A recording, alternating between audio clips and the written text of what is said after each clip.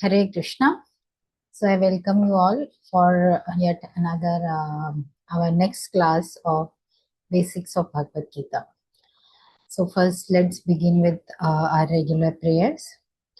Om Ajnanatimirandhasya Jnananjana Shalakaya Chakshurunmilitam Yena Tasmai Sri Gurave Namaha. Sri Chaitanya Manobhishtam Sthapitam Yena Bhutale Swayam Rupa Kadamahyam Dadati Swapadantikam Vandeham Shri Guroho Shri Yuta Padakamalam Shri Gurun Vaishnavamscha Shri Rupam Sagrajatam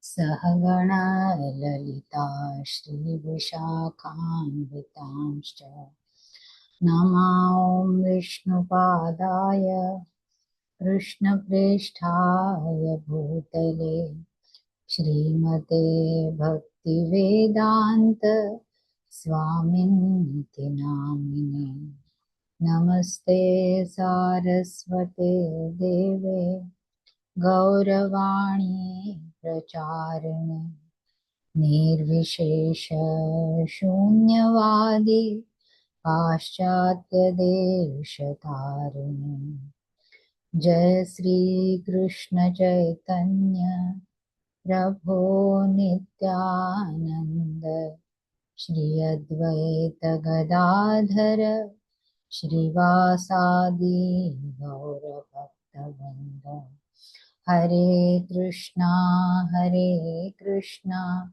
Krishna Krishna Hare Hare Hare Rama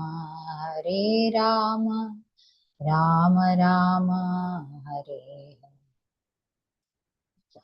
Hare Krishna. So this is our second class on basics of Bhagavad Gita. As I mentioned, some of you may be there last time and some of you may not be there. So I will just repeat the pattern of the class that in this we are actually going to discuss the core concepts given in Bhagavad Gita. Okay, we are not going verse by verse. So we will be doing the core concepts. What are the important things given by Lord Krishna for all of us? Okay. So in that last time we discussed that how what was the scene in the Kuru dynasty and how Kauravas and Pandavas all are actually Kauravas because they all belong to Kuru dynasty. And why, what was the basic conflict between them which led to Kurukshetra war ultimately. That all we saw last time. And then we also discussed that the purpose of Bhagavad Gita, there are many, unlimited books in the world. Some are, many of them are on the material subjects. Okay. So these books also sometimes big books. Okay. I remember when I was in the medical college, some of the books were literally this big, and must be weighing around 7 to 8 kg, I think. It was so heavy. So like that, engineering books and so many subject books. But most of this book give a lot of information, but they don't lead to transformation of the heart. And Bhagavad Gita is the book which is especially designed by Lord Krishna to transform our hearts.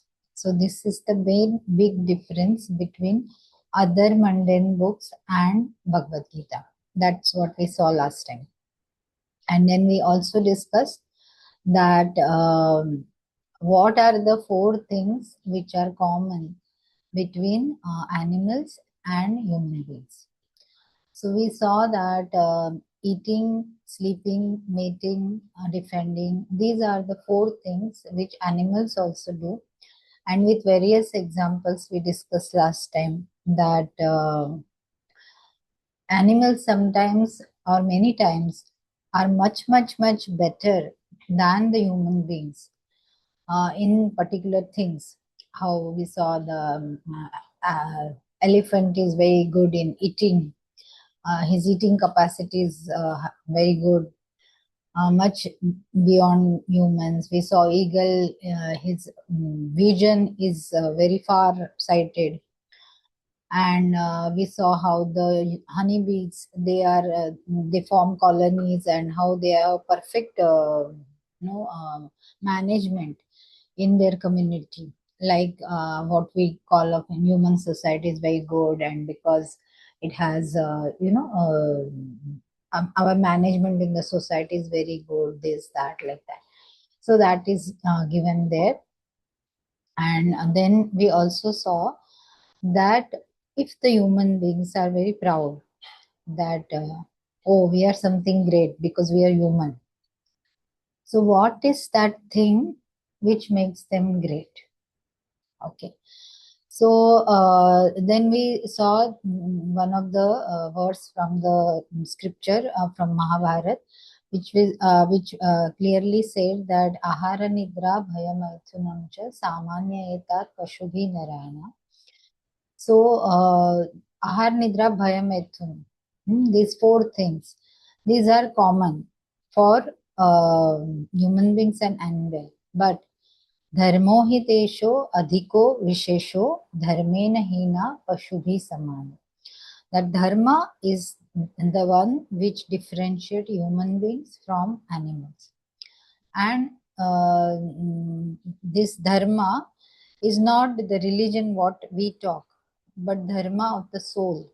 What is dharma of the soul? To know who we are, who God is, what is our relationship to the God, and how we should cultivate it. That is the dharma is referred to here as.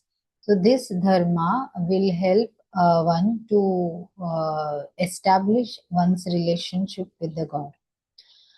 And then now today in special this today's class we will take on from what we saw last time. We will go further.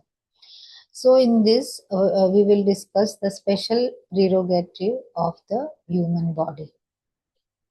Okay, so we all have received this very good body, and we all are very proud of it, right? Especially girls are very proud of it because, oh, I'm so beautiful, I'm so fair, my hair are so nice, I have such a good height, my nose is so good, like that.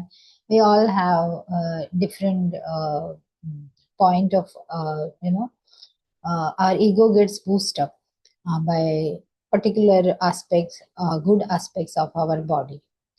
So is that the special thing which our human body is giving us, or there is something else? There are 84 lakh species, as you are seeing in this picture. Not all 84 you can see in this, but there are 84 lakh species of living beings. So out of that, this one species, human being, is so very special. And what is that speciality? We'll see today. Okay, so let's begin today's class now. After, because this little recap I like to do before the starting of the new session, because from there we take off to the new session. Otherwise, it will just, it we find difficult to connect the last session with what we are discussing today.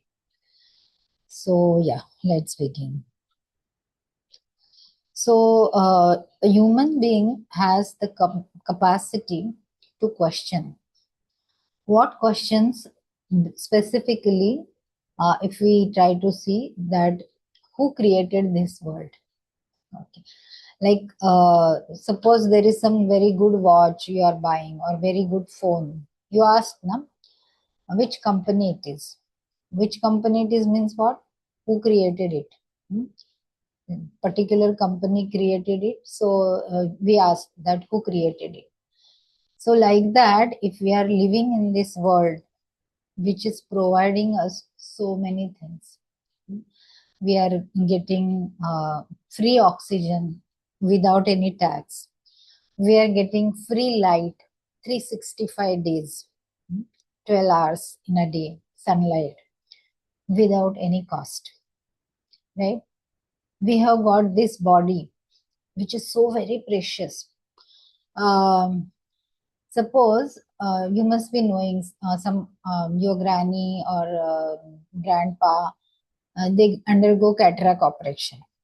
Many or maybe your mother or father also sometime. So this new lens they fit. The old lens becomes opaque, so they fit new lens. So this new lens sometimes costs 50,000 if it is very advanced or something like that. So this one small lens costs that much. But this whole body, then imagine what must be the cost of this whole body. But we have got it free. Have you paid anything to the Lord for getting this body? No. This world, which is so very beautiful, we go for sightseeing and things like that. We get timely rain, we get timely sunlight, we get all the grains, everything. So who created this world? That should be our question. Then the other question should be, somebody may say, oh Lord, God created everything. It is all God's mercy. But who is that God? We should know that. Who is God? Whom we are referring to as God. Then the question comes, who am I? Am I this body, what I'm seeing, Madhavi Gopi, or the title which I have got, doctor, engineer, designer, or whatever, a CEO, a manager, whatever. So am I that person really?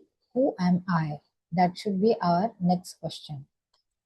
Then if there is God and if I am somebody, what's my relationship with that God? And what's the purpose of creation of the world? Why has he created? Oh, everybody, Samsung company created phone for earning money, right? What they say, Titan company created so many beautiful watches. Why? To earn money.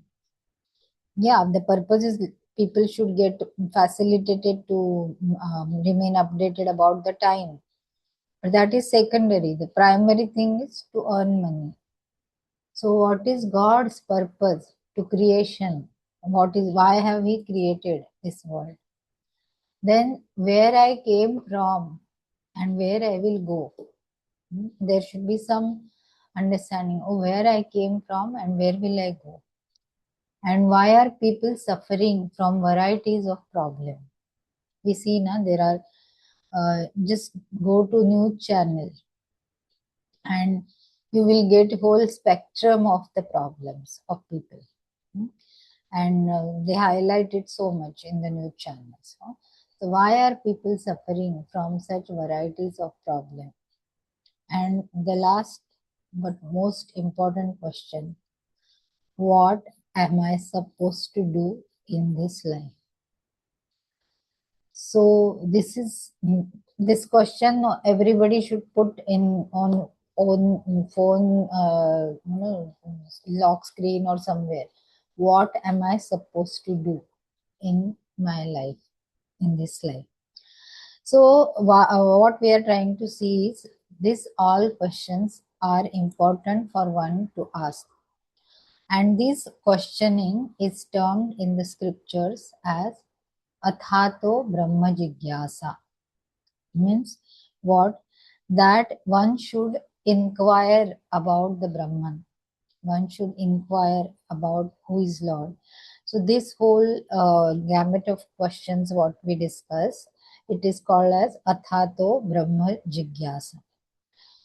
So Bhagavad Gita says that out of many thousands of people, like what thousands? There are millions of people in the world, right? What is the population of the world currently? Someone may be knowing. So, out of the millions of people, someone may develop such questions and this reasoning power. And that is so very important. Okay.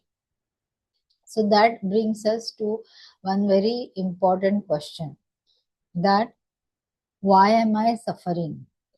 First of all, what happens, many times we don't acknowledge only that yes, I am suffering.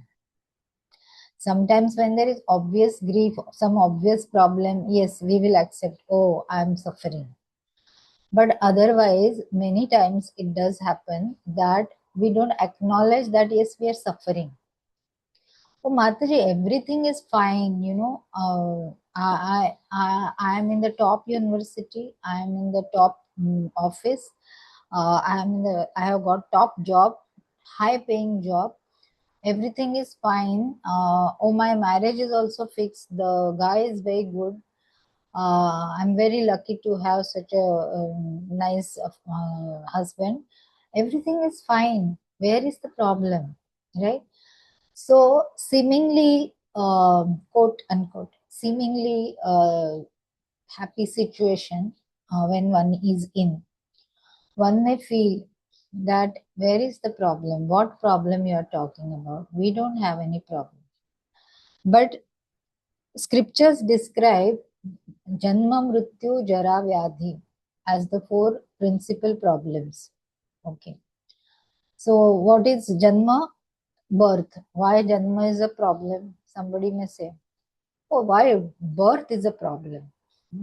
So, birth is a problem because one has to stay in a very cramped room inside the mother's womb, and that too upside down for 9 months. Okay, so is it a happy situation?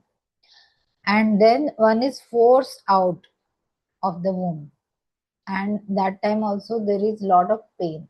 Birth, while birth, at the time of birth, not only mother is in pain, but the child also is in pain. Only thing we don't understand that.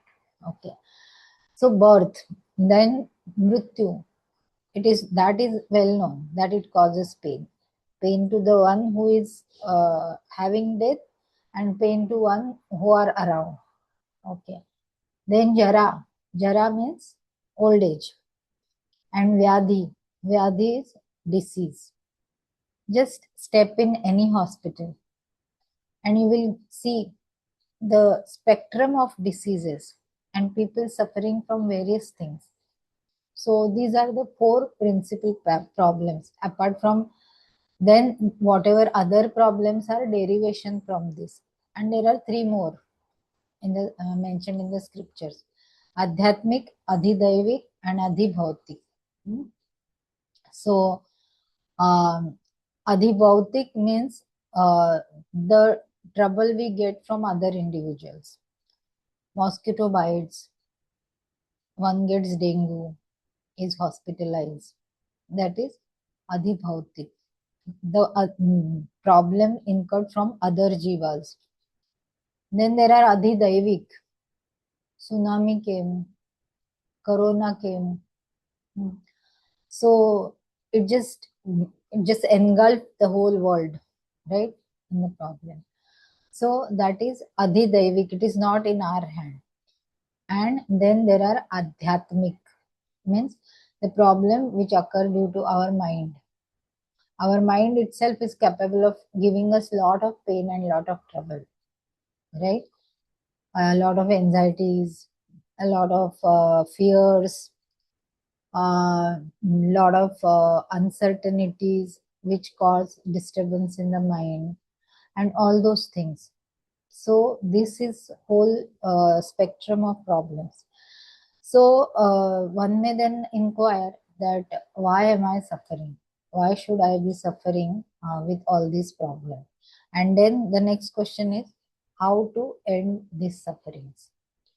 How will I be able to end my sufferings. Okay. So every one of us wants happiness, and wants not only happiness, but our happiness should be increasing all the time. That is our desire, that my happiness should go on increasing unlimitedly, and suffering should stop forever. Yes, we all have this desire, even I have, right now. So this is our desire, but despite our all endeavors, we work hard day and night, but the problems doesn't end, and happiness doesn't increase in proportion to our expectations, right? So why? The $1,000,000 question is why it is happening like that. So we do see, no, in Western countries, they have reached the summit of their material civilization. There are mobiles, there are palm tops, there are laptops, there are whatnot, broad highways, fine cars, all sorts of machines to do everything, and fast running internets, fast running uh, transport facilities, fast running flights, everything. But people are still dissatisfied.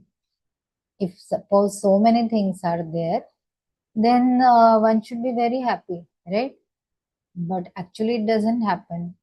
There is wealth, there is luxury, there is everything, but still divorce rates are increasing, suicide rates are increasing, and mental related illnesses and related crimes, everything is increasing. So why? Then this question should arise in our mind. If the material things are able to provide us all the happiness, then in the Western world, where there are a lot of material facilities and material civilization has grown to fullest extent, then everybody should be very happy, right? Nobody should be at pain, or nobody should be suffering, because everything is available in abundance. But we see that doesn't happen. In fact, at times there are mass killing or mass shooting and so many other such kind of things happen. So that itself shows, and then the government has really difficulty, in controlling these kinds of crimes and drug addictions, adultery. So we come to this, very important question, that why is man unhappy even after possessing practically everything necessary for comfortable and luxurious life? Why I can't stop the suffering altogether? So then we come to this next question. Okay, what is that? What is my actual destination? Where I want to go? Okay. So one should know the goal of one's life. That is very important. So someone may feel that till now we were discussing about the problems. Why are we suffering? And suddenly we are shifting to the destination. How this shift has happened? So this shift is because that if we know the goal of life, then all our life will be aligned accordingly. And if we are aligned in our life for the goal we want to achieve, then naturally the sufferings will be lesser. Like here in this picture, you are seeing a man. He's driving very fast. Okay. And someone may ask, oh, my dear friend, why are you driving so fast? Where are you going? And if suppose that person answers, okay, don't disturb me. Hmm? Um, but he will say, a friend asks, okay, I will not disturb you, but where you are going? So he says, I don't know where I'm going. Are you going to some mountain, or are you going to some beach or city or forest, or where you are going. But he says, no idea, I don't have any idea, I'm going. So what you will say to such person? He's crazy, right? You will say, oh, he's such a crazy person, he doesn't know where he wants to go and he's driving so fast. So if that is the case, so for our lives also, this should not happen, what is happening in this picture. We should know our destination. In our fast lives of modern world, we have fast food, we have high speed cars, we have planes, we have instant tea, fast operating mobiles and laptops, palm tops, fast computers, everything. But where is this past life leading us to? That is very important for all of us to know. So, while leading such fast life, we should be aware that one day will come when we will have to wind up everything. And whatever we have accumulated, if we are not given attention to what is the goal of our life, then without knowing that, if somebody meets his death, so after death, where do we go? Where are we supposed to go, or where we want to go, or actually where we go? Okay. And then what happens to soul after death? Anybody, I just want to ask that anybody had any such kind of a question anytime in their lives? Please raise your hand. I'm not going to ask you anything, but I just want to know that any one of you had any such question anytime in your life. Okay. Okay, Yashashmi Mataji says yes, she had some. Okay. So, okay.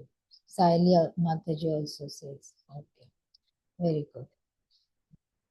So this is very good. So all such questions, like many times we see now, somebody dies in the house or in the neighborhood somewhere, and everybody is crying. And you also must, maybe you also have cried. But have you given some thought to it, that where that person has gone, where that soul has gone? Is there any life after death, or everything becomes zero after death? So we should know these questions, or we should have this question first of all. To get the answers of any question, first of all, we should have those questions in our mind. Okay. So, yeah.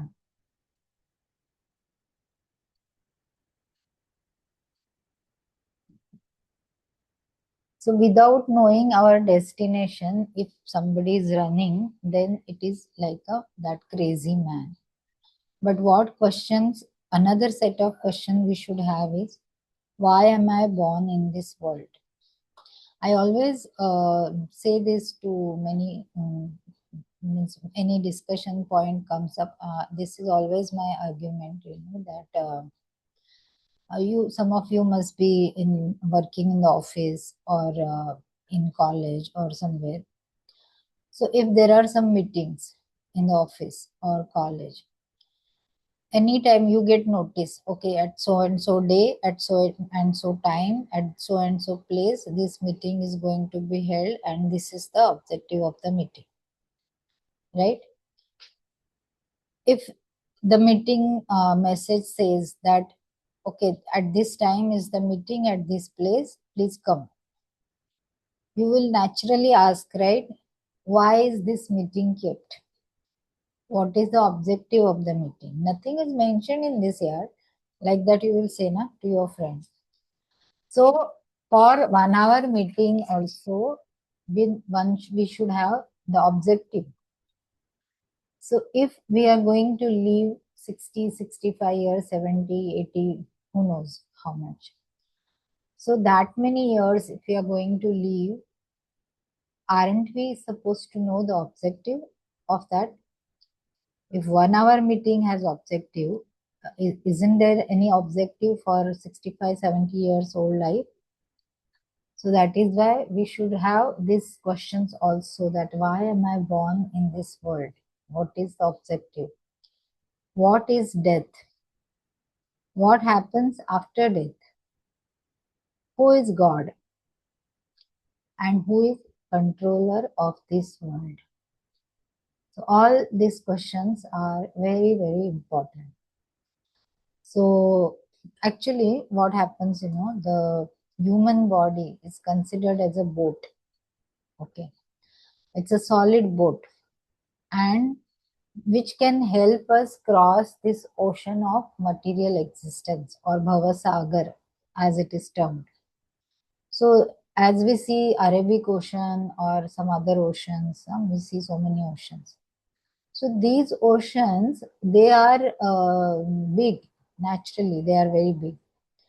But much, much, much bigger than that is this ocean of Bhavasagar. And it is very difficult to cross. So if you have to cross the Arabic Ocean, for example, what you will do?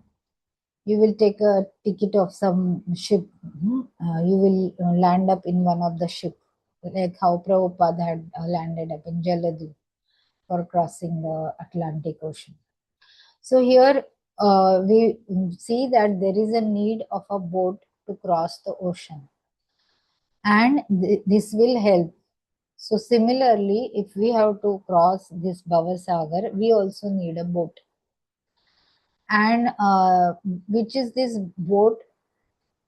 So this boat is the the what we say, the knowledge. So these Vedic scriptures are the favorable breeze.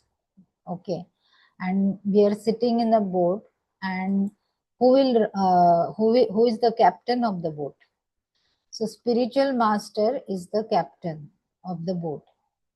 So this human form of body, what, as you come to the first question, what was there in the poster also, the prerogative of the human body. This human form of body is the most valuable boat, and the spiritual master is the captain to guide the boat in playing across the ocean of nations. And scriptures are the favorable breeze. So are you getting the analogy? I think initially I flipped the thing, so I'm sorry for that.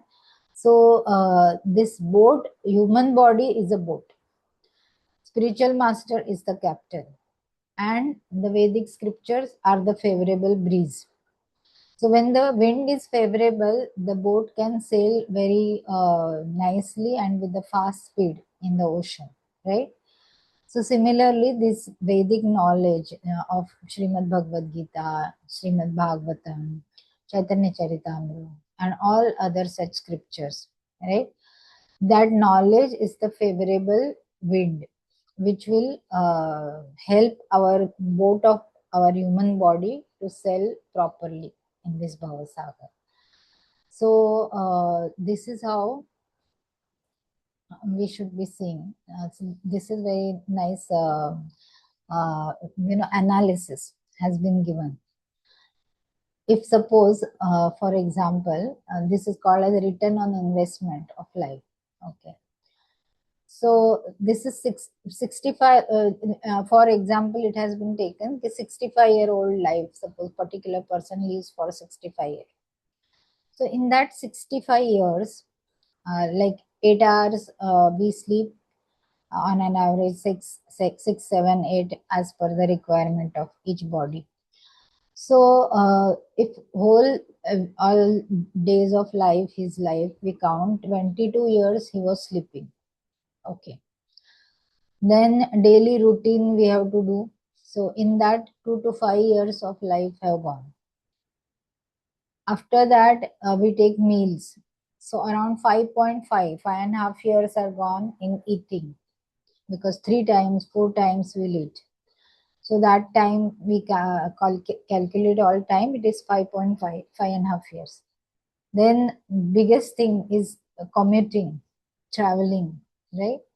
So in that another 5.5 years are gone. And those who are living in the city like Mumbai, Bangalore, like that, you know how difficult it is commuting. So it may increase also a little more. Then work. We go and work in the office or work in college or wherever. So it will take another 16 years of life. Then some miscellaneous activities, attending marriage or going for some function or shopping or some party like that. So to around 2.5 years go in that. Then personal discretion. In that around 11 years are gone. So where is the time for having all these questions and then trying to get answers for it? Oh, there is no time, because this whole analysis we are seeing in all this only life goes on. And one day that final moment comes, and then we realize, oh, now I don't have any time in this body. I will have to vacate, right? So finally, thus in human body, we should be having these two main inquiries: causes of our suffering and our actual destination of life. So these two are the prime important inquiries we should have in our life, and that actually distinguishes us from human from animal.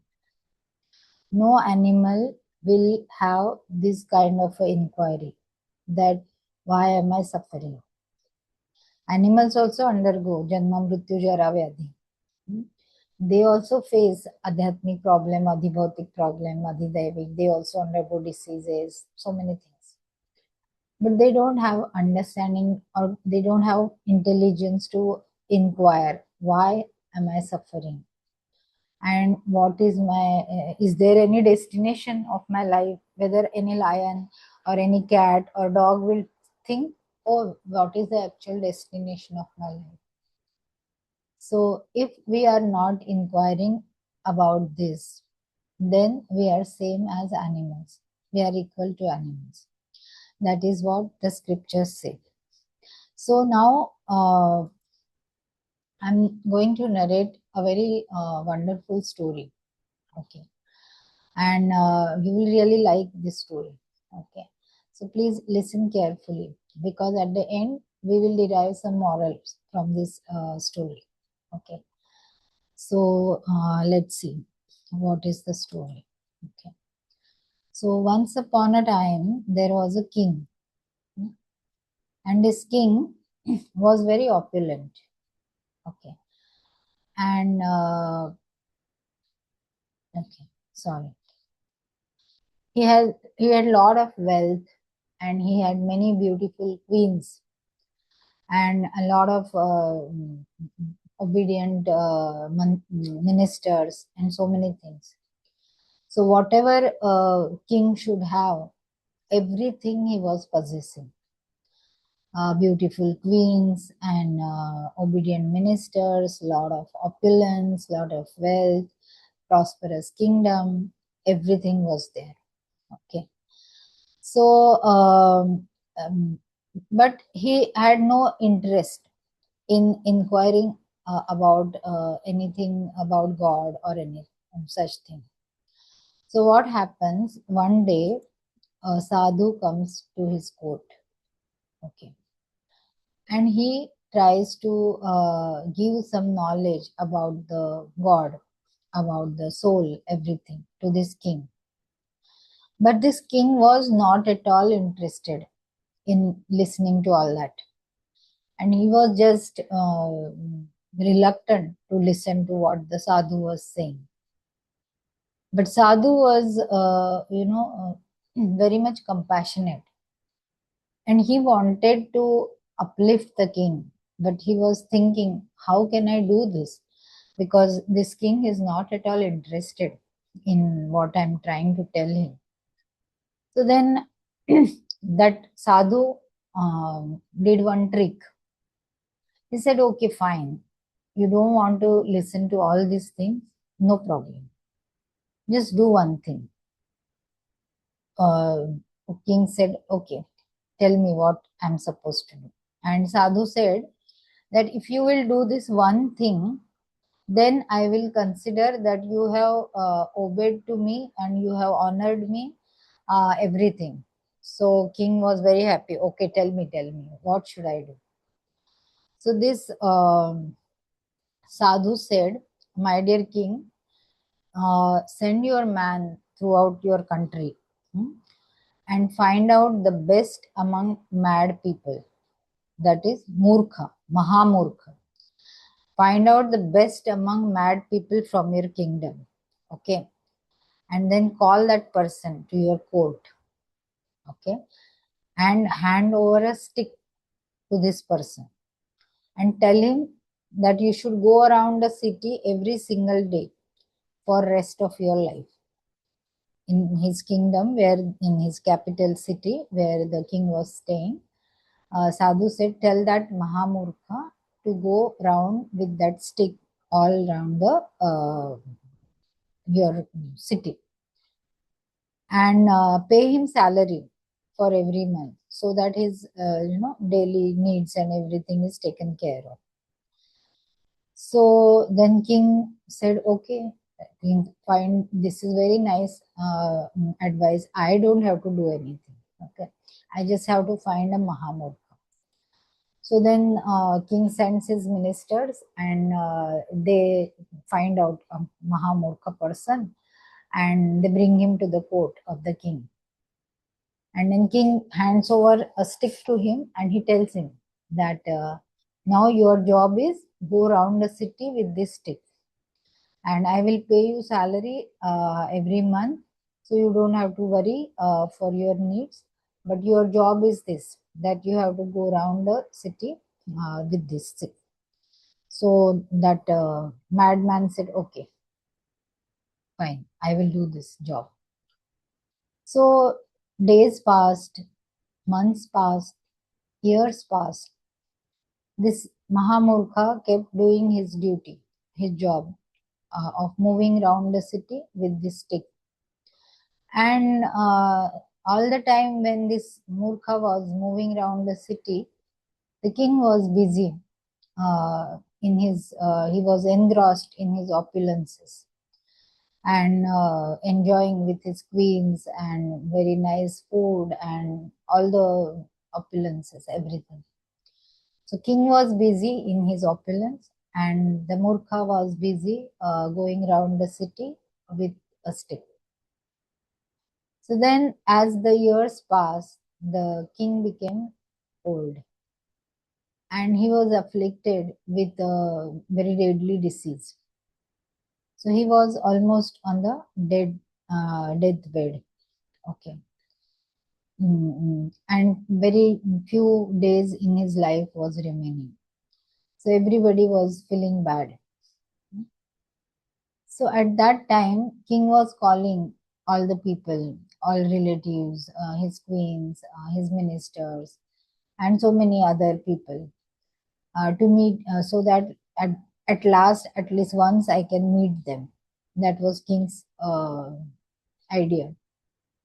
So when everybody he was meeting, one day king felt that let me meet that Mahamurkha also. He has served me all his life, and he's doing the job what I have given him. So let me meet him.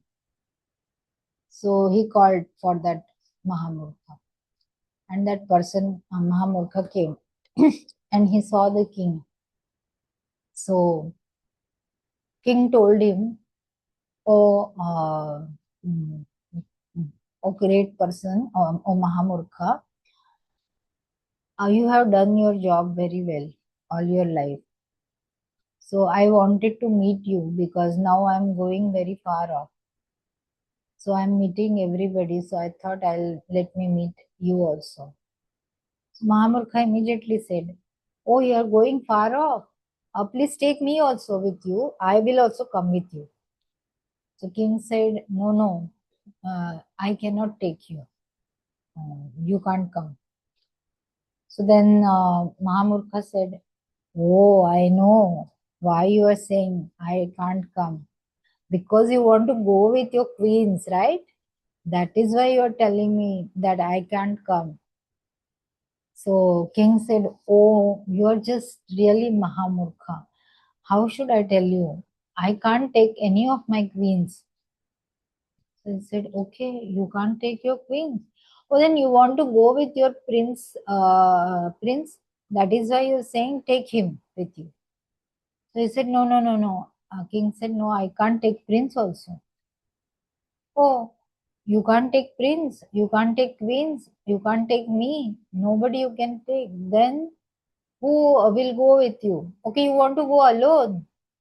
Okay, fine, no problem. But then take lot of wealth with you and lot of food with you so that you can travel very well.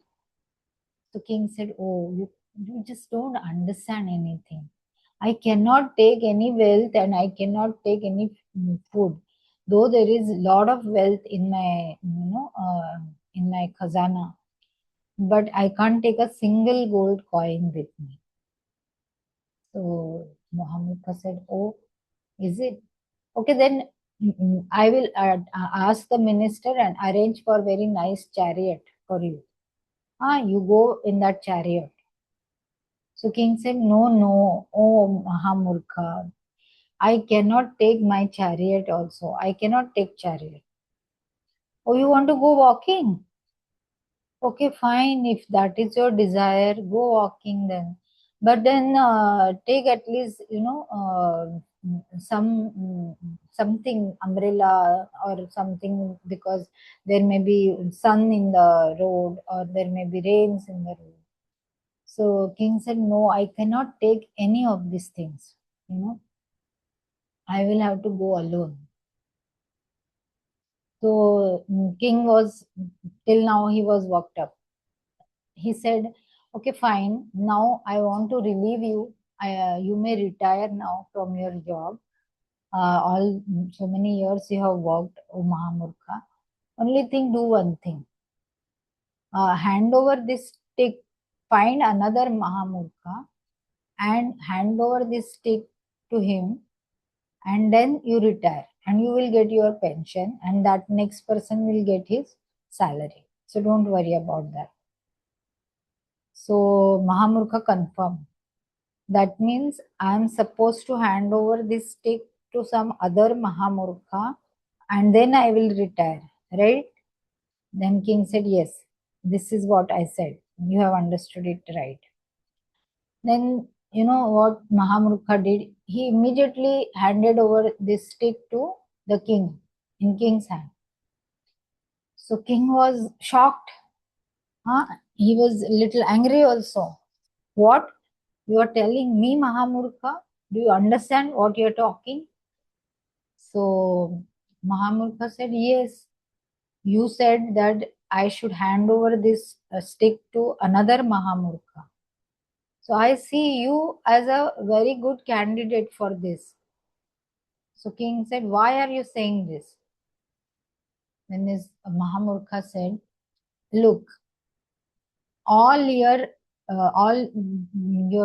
throughout your life, you invested your time, you invested your energy, you invested your capacities in earning lot of wealth, so many queens and so many gold coins and so many chariots and so much opulence.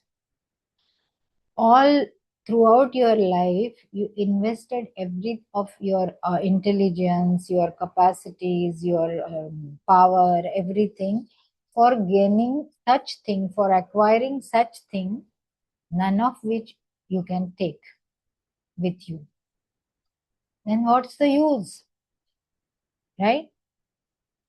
So if someone invests in that thing which one can take, which will be of the eternal usage for that person, then it is fine.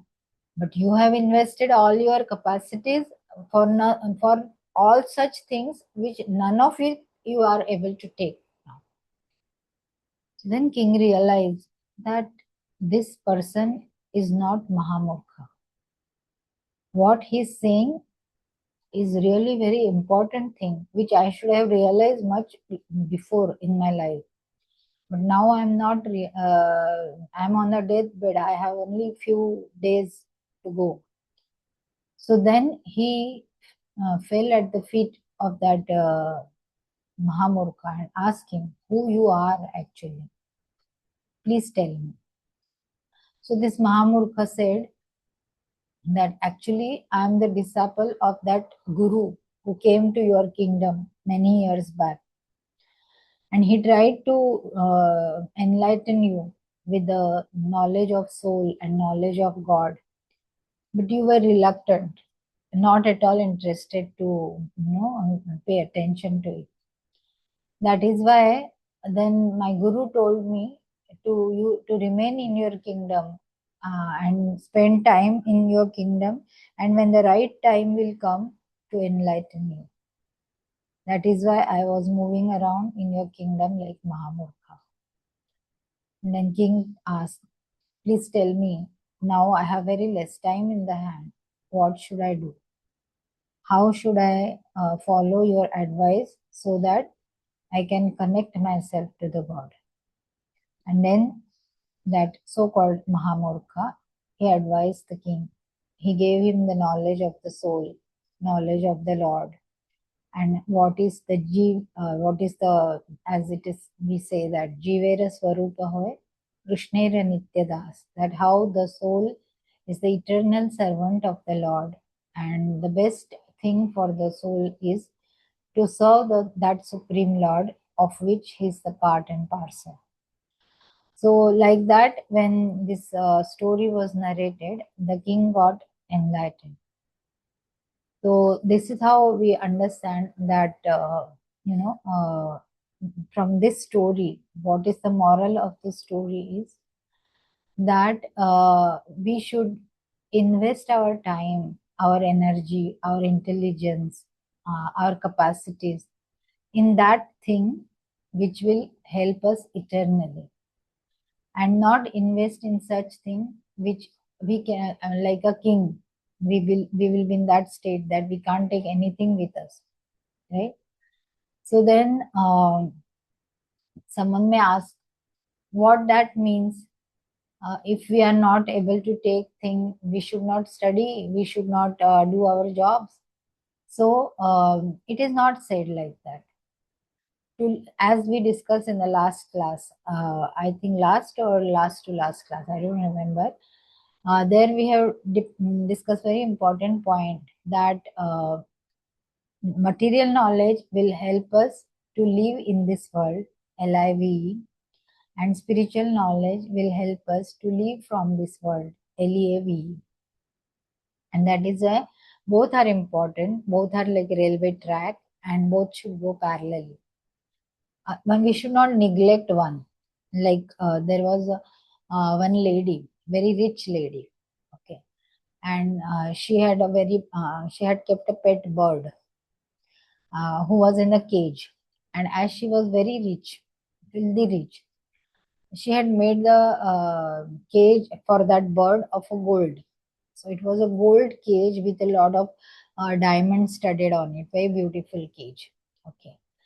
And she was very fond of that cage, and all the time she used to take a lot of care of that cage, the cleaning of the cage and polishing of the cage, and where I should put here in this direction or in that direction. Like that, she used to be all the time engrossed in taking care of the cage, but she forgot to take care of the bird inside. Hmm? That bird has to be fed on time. Otherwise, what he will do, he's in the cage, he can't go himself also and get something. So she neglected the bird and just kept taking care of the cage. And what happened? One day the bird died. Then if the bird is no more, what is the use of the cage? Right? Cage looks beautiful when there is a bird inside. If there is no one inside, or there is a dead bird inside, the cage will not no more be beautiful, right? So same is our case. If we keep investing, or if we keep our attention only in taking care of the cage, that is our material body, and we neglect the bird inside, that is the soul, then what is the use of our uh, this material body, or taking care of the body? So yes, we should take care of the body, because we should keep the body healthy, because body is the very important instrument through which we can achieve the goal of the life, through which we can have such questions, through which we can get answers to this question. Okay. So, but we should take care that we also should feed the bird inside, that is the soul, and not only take care of the cage. So, how should we feed the bird? Someone may say, "Oh, Mataji, you just explained that soul is that bird inside. So, how should we take, or how should we feed this bird? What is the way?" So, this studying of Bhagavad Gita, studying of Srimad Bhagavatam, associating with the devotees, going to the temple, trying to get knowledge of from the scriptures. All these activities are like feeding the bird or feeding the soul. So when we will keep feeding the soul and take care of the body also, then actually we will be perfect for this body and soul combination will be perfect to inquire for the higher truths of life. Okay. So that is the main thing what we wanted to discuss in today's class. So yes, I hope you have enjoyed the class. Anybody has any question or any doubts, difficulty, please raise your hand, or you can type in the chat box and I'll try to answer it. Okay. Anyone?